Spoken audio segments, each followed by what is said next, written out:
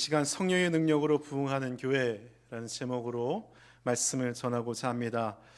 오늘 말씀은 에스겔서 37장 14절의 말씀입니다. 올해 저희 동고교회 목회표의 중요한 말씀이기도 합니다. 우리 오늘 말씀을 같이 한번 읽어볼까요? 에스겔서 37장 14절 말씀을 한 목소리로 크게 한번 읽어보겠습니다. 시작. 내가 또 내 영을 너희 속에 두어 너희가 살아나게 하고 내가 또 너희를 땅에서 두리니 나 여호와가 이 일을 말하고 이룬 줄을 너희가 알리라. 여호와의 말씀이니라. 그렇습니다. 네, 이 말씀은 마른 뼈들로 가득한 골짜기에서 시작됩니다. 그 뼈들은 모든 희망을 잃은 이스라엘 공동체를 상징합니다. 그러나 하나님께서 그들에게 성령의 능력으로 새로운 생명을 주시겠다 약속을 하셨습니다.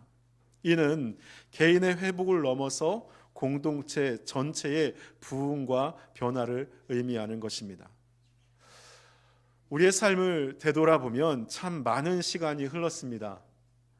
젊은 시절 함께 신앙생활을 시작하며 뜨거운 열정으로 예배하고 봉사를 했던 때가 엊그제 같은데 어느새 머리에 흰머리가 늘고 주변의 풍경도 많이 변했습니다. 자녀들은 성장하여서 자신의 길을 찾아 나섰고 우리는 새로운 인생의 국면을 맞이하고 있습니다.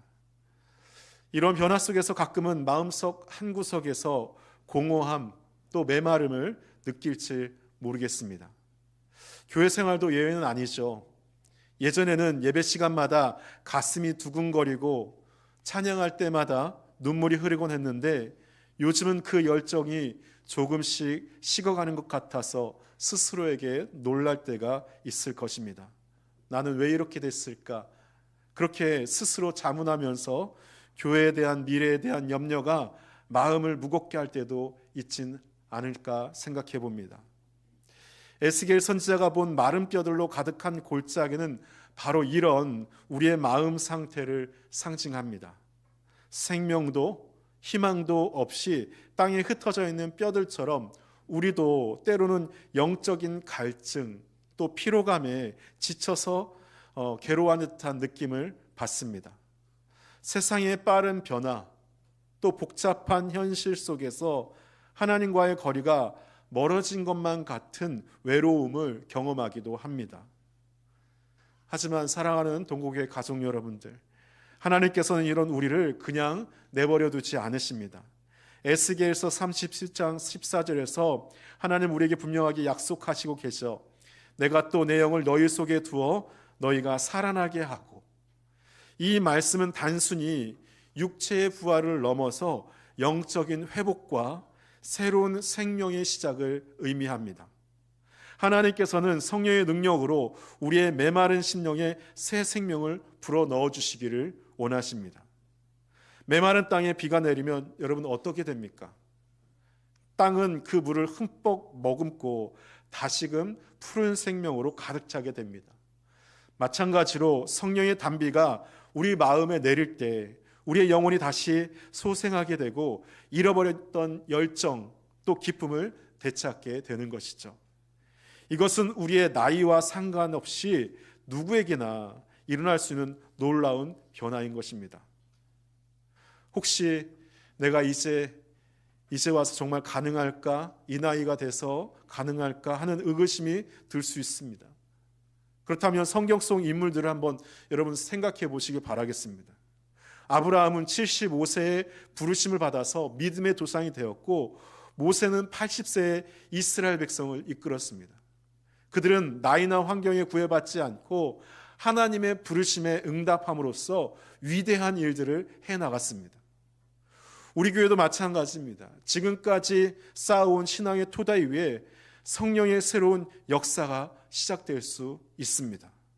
중요한 것은 우리의 마음을 열고 하나님의 영이 우리 안에서 역사하시도록 초청하는 것이죠. 우리가 간절한 마음으로 성령님을 구할 때 하나님께서는 약속하신 대로 우리에게 오셔서 새로운 힘과 소망을 우리에게 부어 주실 것입니다. 여러분 함께 상상해 보길 바랍니다. 성령의 바람이 우리 교회에 불어와서 예전과 같은 열정이 다시 불타오르고 서로를 향한 사랑과 이해가 넘쳐나는 모습을 다시 한번 상상해 보시길 바라겠습니다. 우리 기도 모임과 예배가 살아 움직이는 생명력으로 가득 차고, 그로 인해서 주변 이웃들에게 그 영향력이 펴져나가는 모습을 상상해 보시기를 바라겠습니다. 이것이 바로 메마름 속에 찾아오는 소망의 실체인 것입니다. 사랑하는 여러분, 지금이 바로 그때인 것이죠. 우리 마음을 하나님께 열고 성령님의 역사를 기대해야 될 때인 것입니다. 메마른 뼈들이 하나님의 영으로 살아나는 것처럼 우리도 성령의 능력으로 새로운 부흥을 경험할 수 있는 것입니다. 이 소망을 붙잡고 하나님의 놀라운 계획에 동참할 수 있는 저와 여러분들을 간절히 소망합니다. 에스겔서 37장에서 선지자 에스겔은 마른 뼈들로 가득한 골짜기를 보게 됩니다. 그 뼈들은 생명도 희망도 없이 흩어져 있었습니다. 그러나 하나님의 말씀에 따라서 예언하자 놀라운 일들이 일어나게 됩니다. 뼈들이 서로 연결되고 살과 피가 덮이며 결국에는 거대한 군대로 일어서게 됩니다. 이것은 성령의 능력으로 인한 공동체의 회복과 연합을 상징하게 됩니다. 우리 교회를 돌아보면 다양한 배경과 경험을 가진 모든 사람들이 함께 모여 있습니다. 때로는 세대 간의 차이, 세대 간의 다른 생각과 가치관 때문에 오는 서로의 다름이 있을 수 있습니다. 작은 의견 충돌이 생기기도 합니다. 하지만 성령님은 이러한 우리를 하나로 묶어주시는 분이 우리 성령님이시죠. 성령께서는 서로를 이해하고 배려하게 하십니다. 우리가 성령의 인도하심을 받을 때 다른 이의 입장을 생각해보고 이해하려는 마음이 들기 시작합니다. 나와 다른 사람의 의견을 가진 이들에게 귀를 기울이고 함께 고민하면서 해결책을 찾아갈 수 있게 해주시죠. 이것은 교회 내의 갈등을 줄이고 사랑과 화합으로 공동체를 만드는 기반이 됩니다. 둘째로 성령은 각자의 은사와 재능을 하나로 모아서 사용하게 하십니다. 우리 중에는 찬양의 은사가 있는 분이 계시고 또 기도에 열심인 분도 계시고 봉사에 헌신적인 분들, 다양한 재능을 가지신 분들이 함께 모여 있습니다.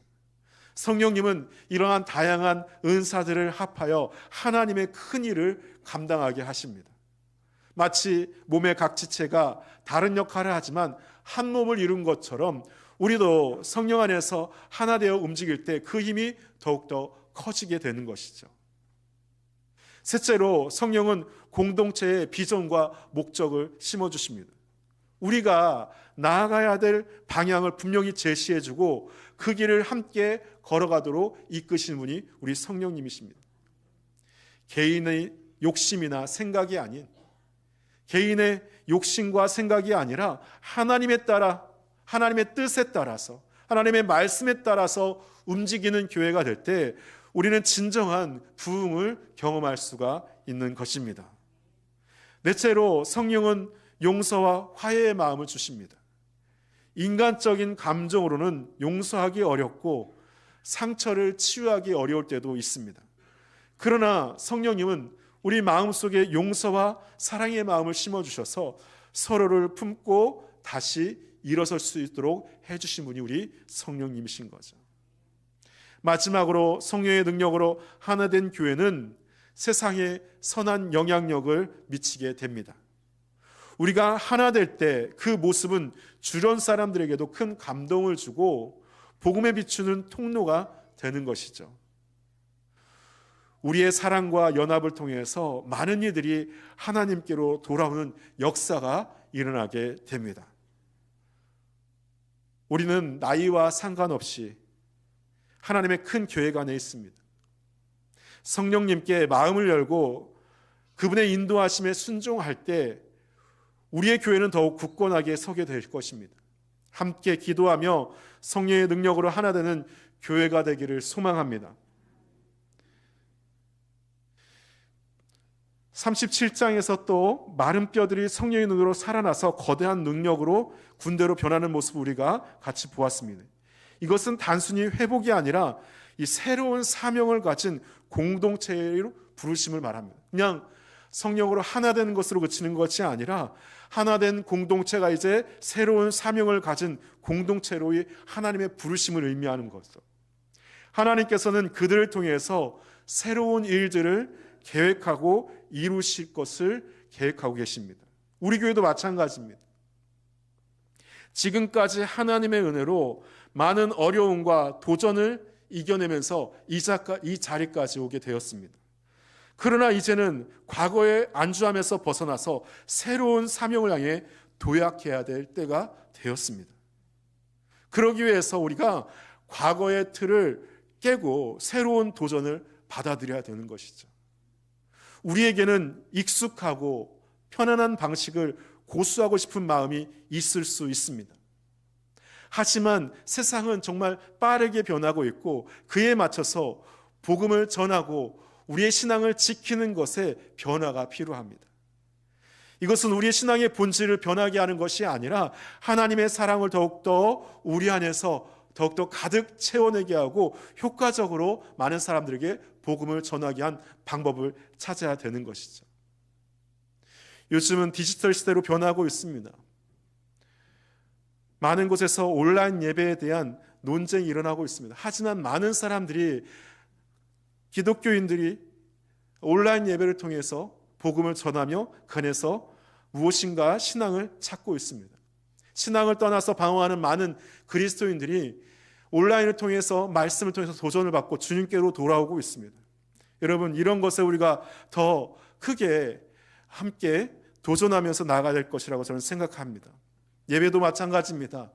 이제는 예배가 단순히 형식과 절차가 중요한 것이 아니라 성령의 임재와 성령의 크신 능력을 경험하는 예배로 나아가야 되는 것입니다. 예배의 순서와 우리의 전통도 물론 중요하지만 그것 이상의 성령의 크신 임재와 크신 능력을 경험할 때 우리의 예배가 더욱더 많은 사람들에게 또 하나님께서 기뻐 영광 받으시고 예배 가운데 회복과 부흥의 역사가 일어나게 될 줄 믿습니다. 또한 우리 교회가 더욱더 지역사회의 문턱을 낮추고 지역 주민들과 함께 주님의 사랑을 전하는 일을 감당할 때 하나님께서 우리를 통해서 더 큰 영광을 받으실 줄 믿습니다. 과거의 틀을 깨고 새로운 도전을 받아들입시다. 이제 편안함에 안주하는 것이 아니라 새로운 변화 가운데 적극적으로 능동적으로 말씀과 복음으로 도전할 수 있는 우리 동고의 가족 되기를 간절히 소망합니다. 또한 개인의 헌신을 공동체로 비전으로 모아야 합니다. 교회의 부흥은 우리의 각자의 작은 결단과 행동에서 시작이 됩니다. 성령님께서 주시는 마음을 따라 자신의 은사와 재능을 교회 위에서 사용한다면 그 힘은 배가 될 것입니다. 봉사의 자리로 나아갑시다. 작은 일이라도 기쁨으로 섬길 때 하나님께서 큰 열매를 맺게 하십니다. 여러분, 기도로 함께 하시길 바랍니다. 공동체의 비전을 위해서 함께 기도하며 하나님의 인도하심을 구하길 소망합니다. 하나님의 약속을 믿고 용기 있게 행동합시다. 에스겔의 환상에서 뼈들이 살아나 군대로 일어선 것은 하나님의 약속을 믿는 믿음과 순종의 결과였습니다. 우리도 하나님의 약속을 붙들고 두려움 없이 나아갈 때 놀라운 일이 일어나게 됩니다. 두려움을 내려놓기를 바랍니다. 변화에 대한 두려움, 또한 상황에 대한 두려움을 내려놓고 새로운 시도에 대한 두려움을, 실패에 대한 염려를 하나님께 맡기고 앞으로 나아가길 소망합니다. 혼자가 아닌 서로를 격려하며 도전한다면 더욱더 힘이 될 것이고 그 안에서 하나님의 귀한 열매를 맺게 될 것입니다. 사랑하는 동고교회 우리 가족 여러분, 지금이 바로 우리가 결단하고 행동해야 될 때인 것입니다. 하나님께서는 우리 교회를 통해서 이 땅에 새로운 일을 행하시기를 원하십니다. 우리는 그 부르심에 응답하여 새로운 사명을 향해 용기 있게 도약해 나가야 되는 것이죠. 우리 함께 새롭게 새로운 신년 첫 주일에 결단하기를 소망합니다. 오늘 말씀을 통해서 하나님께서 내게 주시는 사명이 무엇인지 깊이 묵상하고 그에 대한 결단을 내리시기를 바랍니다. 교회 비전에 함께 동참하고 또 서로를 격려하며 지지하는 공동체로 만들어가는 것에 여러분 더욱더 함께 결단하며 행동하기를 소망합니다. 기도하겠습니다. 하나님, 우리에게 새로운 사명을 주심에 감사합니다. 우리의 두려움과 망설임을 내려놓고 성령님의 인도하심에 따라 용기 있게 나아가게 하여 주시옵소서. 우리 교회를 통해 하나님의 놀라운 역사가 이루어지길 간절히 소망합니다. 예수님의 이름으로 기도합니다. 아멘.